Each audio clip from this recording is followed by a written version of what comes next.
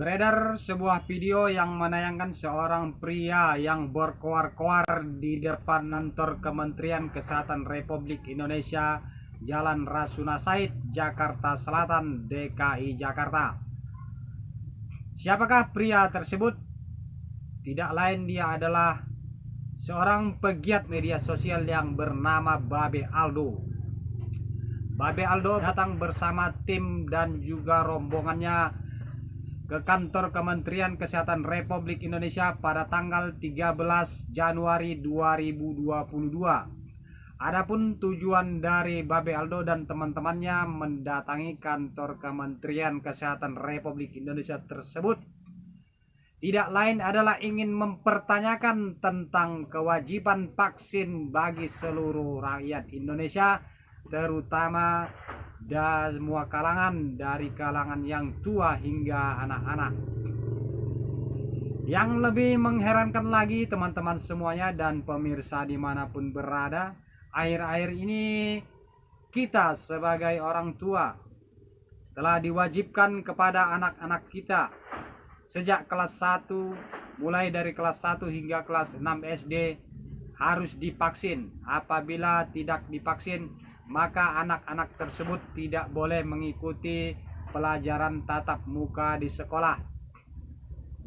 Hal tersebut menurut Babe Aldo adalah sebuah unsur pemaksaan kepada masyarakat. Sedangkan kita ketahui bahwa anak-anak Indonesia adalah anak-anak yang kuat, anak-anak yang sehat. Lalu mengapa harus diberlakukan vaksinasi kepada anak-anak yang berada di bawah umur? Hal tersebutlah yang ingin ditanyakan oleh Babe Aldo dan teman-temannya kepada Dinas Kesehatan Republik Indonesia.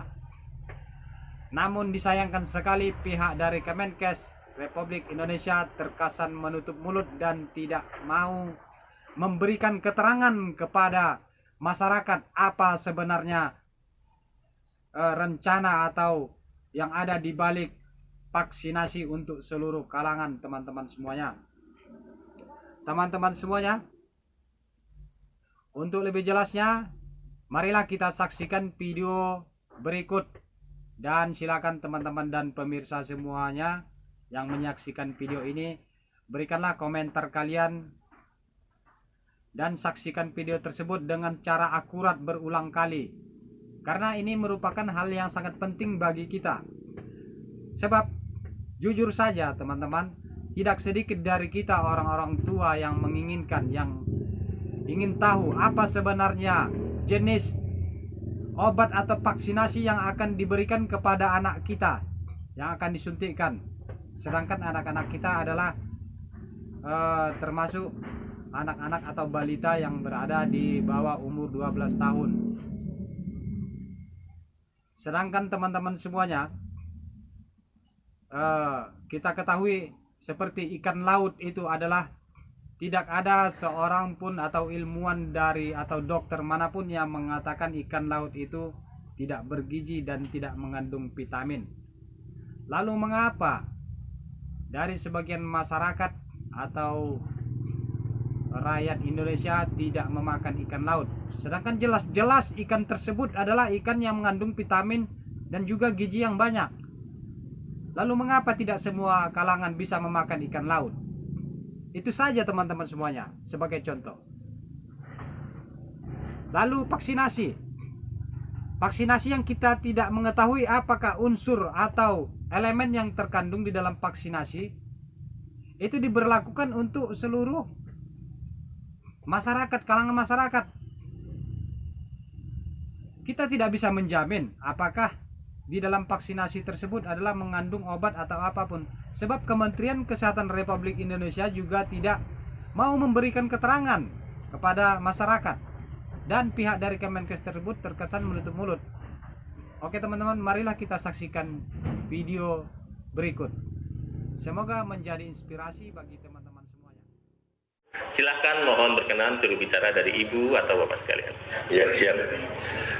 Jadi begini Pak, seiring berkembangnya informasi di masyarakat sekarang ini, informasi digital, kami pun rakyat sekarang ini sudah belajar juga tentang masalah pandemi ini. Dan dari awal kejadian saya, mungkin Bapak tahu itu sama Dr. Louis. Ya, kami sampai hari ini kami menunggu adanya diskusi debat terbuka antara dua pihak atau dua mazhab dokter yang pro tentang COVID dan vaksinasi dan yang anti vaksinasi. Ya, karena masing-masing punya data. Saya di sini berbicara, saya kira tadi saya ditemui oleh Pak Menterinya. Kalau saya ditemui oleh Pak Menterinya atau jubirnya, saya meminta Kementerian Kesehatan memberikan apa yang sudah kami minta lewat lapor.go.id tentang keterbukaan informasi publik. Dan itu kami juga sudah melayangkan surat ke Ombudsman. Ombudsman juga akhirnya merekomendasi. Artinya di sini ada beberapa hal yang kami perlu pertanyakan masalah pandemi. Yang pertama masalah PCR, keakuratan PCR. Yang kedua, masalah efikasi vaksin. Yang ketiga, masalah kontrak vaksin pemerintah Indonesia dengan produsen vaksin. Dan penggunaan EUA, Emergency Use Authorization. Kenapa harus dimandatorikan? Kenapa harus didaruratkan? Dan masalah penggunaan vaksin anak. Untuk sebuah penyakit yang tingkat kesembuhannya 99,sekian%, kenapa anak harus diintimidasi dengan vaksin? Anak Indonesia bukan anak yang penyakitan. Anak Indonesia anak yang sehat. Dan tidak sedikit, Pak. Kami sekali lagi tidak anti vaksin. Kami anti pemaksaannya. Andai kata vaksin ini dilakukan secara sukarela, kami tidak seperti ini, Pak. Kami jadi curiga dengan isi vaksin justru karena adanya kebijakan-kebijakan yang merubah negara demokrasi Pancasila ini, yang mana demokrasi Pancasila ini berbeda Tuhan, kita harus toleransi, Pak. Tapi dengan adanya vaksinasi, rakyat Indonesia sekarang ini, perbedaan vaksinasi sudah ada diskriminasi dan intimidasi. Kami sudah sering, Pak, melihat kesian rakyat didatangi ke rumah-rumah dengan pakaian seragam tentara. Itu belum sakit udah sakit duluan, takut. Iya, kayak datengin maling. Ini masalah vaksinasi mestinya iya, Kementerian Kesehatan loh ini. Kenapa, apa hubungannya dengan TNI? Dan saya juga mau tanya, Pak, ini termasuk saya kepingin Kemenkes siapkan waktu. Kami mau diskusi debat terbuka dengan Kemenkes dengan data dan fakta, bukan hanya seperti ini. Siapkan waktunya, disiarkan untuk seluruh rakyat Indonesia. Kami akan datang dengan tim terbaik kami. Kami akan bongkar semua data kami. Dan silakan Kemenkes bantah. Dan saya menuntut hari ini ada perjanjian tertulis antara saya dan Kemenkes. Kapan waktunya, dan kalau nanti di diskusi debat terbuka itu kami salah, saya Babe Aldo bertanda tangan rela dipenjara seumur hidup karena telah menyebabkan kekacauan bagi seluruh rakyat Indonesia. Jadi itu yang saya tuntut. Saya tuntut adanya, kan kita negara demokrasi, Pak. Ya, betul. Bapak menerima kami dengan baik, kami pun senang ini, Pak. Alhamdulillah, ini yang kami cari dari beberapa waktu. Saya berteriak-teriak di medsos, tapi lucu, Pak. Saya berteriak di medsos, bukannya dipanggil, tapi dibungkam. Medsos saya dihilangkan, bikin lagi, dibungkam lagi, bikin lagi. Kalau saya memang melanggar hukum dengan kalimat dan narasi saya, kenapa saya nggak dipanggil polisi?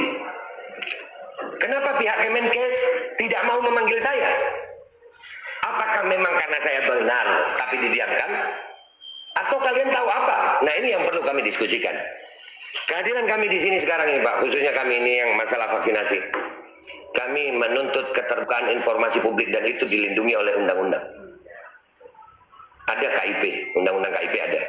Ya, jadi kalau saya mewakili sebagian ibu-ibu ini, kami menuntut adanya diskusi terbuka antara pihak Aliansi Rakyat Menggugat dan tim dengan pihak Kemenkes yang disiarkan untuk seluruh rakyat Indonesia. Kita akan bawa tim terbaik kita melawan tim terbaik Kemenkes untuk berdiskusi, bukan untuk debat biasa aja, Pak. Karena ini menyangkut hajat hidup 270 rakyat Indonesia, 270 juta rakyat Indonesia. Kami tidak mau mempertaruhkan masa depan anak-anak kami, Pak. Nggak sedikit efek samping. Saya nggak mengatakan semua efek samping itu jelek, enggak. Karena kita tahu efek samping itu berbeda-beda, seharusnya jangan ada paksaan. Kalau ikan laut aja Pak, ilmu kesehatan standar ini, ikan laut itu penuh protein, tapi nggak bisa dimakan semua orang. Ada yang alergi. Nah, kenapa untuk masalah vaksinasi semuanya disikat aja? Dan kebijakan-kebijakan intimidasi ini sangat Pak. Sampai mengurang. Dan ini kami berharap Kemenkes mau bersuara. Oh, itu kebijakan dari kementerian lain. Bersuaralah kalian. Kemenkes tidak seperti itu, supaya kami tahu kemana kami mau datang. Tapi kalau Kemenkes diam saja, berarti Kemenkes sejalan dengan mereka. Jadi begitu Pak. Kapan waktunya kami bisa diskusi terbuka dengan pihak Kemenkes dengan data dan fakta yang disiarkan langsung kepada seluruh rakyat Indonesia, supaya rakyat Indonesia mendapatkan kejelasan informasi, keterbukaan informasi publik. Banyak Pak pertanyaan saya ini, cuman saya yakin nggak bisa diselesaikan sekarang. Masalah PCR, masalah efikasi vaksin, masalah kontrak vaksin. Kenapa vaksin harus dijaga dengan kendaraan tempur? Bahkan kalau ngirim vaksin ke Bandung itu jalan tol di steril Pak. Pakai barakuda dan di steril itu jalan tol. Ya, dan kenapa kalau memang tidak ada pemaksaan kok sampai ada intimidasi menggunakan aparat dengan seragam lengkap? Listrik rumah diputus. Ini sudah terjadi di masyarakat. Dan kami juga menemukan banyak orang-orang yang akhirnya Pak dapat efek samping negatif. KIPI. Ya, dan ini minta maaf Pak. Untuk masalah KIPI itu sampai hari ini Pak sudah terjadi sama almarhum Trio Fauki. Anak umur 22 tahun tanpa ada riwayat penyakit. 22 tahun, sehat Pak. Enggak Bu. 22 tahun. Setelah divaksin AstraZeneca meninggal dunia. Dan akhirnya diotopsi Pak. Itu Bapak bayangkan perasaan ibunya. Setelah diotopsi dikatakan ditemukan tidak ada penyebab kematian lain. Tidak punya penyakit. Tapi begitu ditanya, apakah ini efek vaksin? Pihak dari Kementerian Kesehatan bilang apa? Kami tidak bisa memastikan ini vaksin. Terus apa Pak? Terus apa ini? Ini apa? Kalau seorang meninggal dunia, saya anak Pak, saya punya ibu, Bapak juga punya ibu. Kebayang nggak kalau itu ibu melihat anaknya digali dari kubur, diotopsi, dan tidak ditemukannya ada penyebab kematian lain, tidak punya penyakit bawaan. Tapi waktu ibunya tanya, berarti ini karena vaksin. Kami tidak bisa memastikan itu vaksin. Terus buat apa diotopsi? Dan kami juga menemukan keganjilan-keganjilan Pak. Berapa banyak orang yang di-COVID-kan? Kami juga punya data. Orang tidak bisa masuk rumah sakit kalau tidak COVID. Karena di COVID itu ada anggarannya. Ada anggarannya. Dan itu kami punya datanya Pak. Dan ini saya yakin, ini bukan hanya salah Kementerian Kesehatan.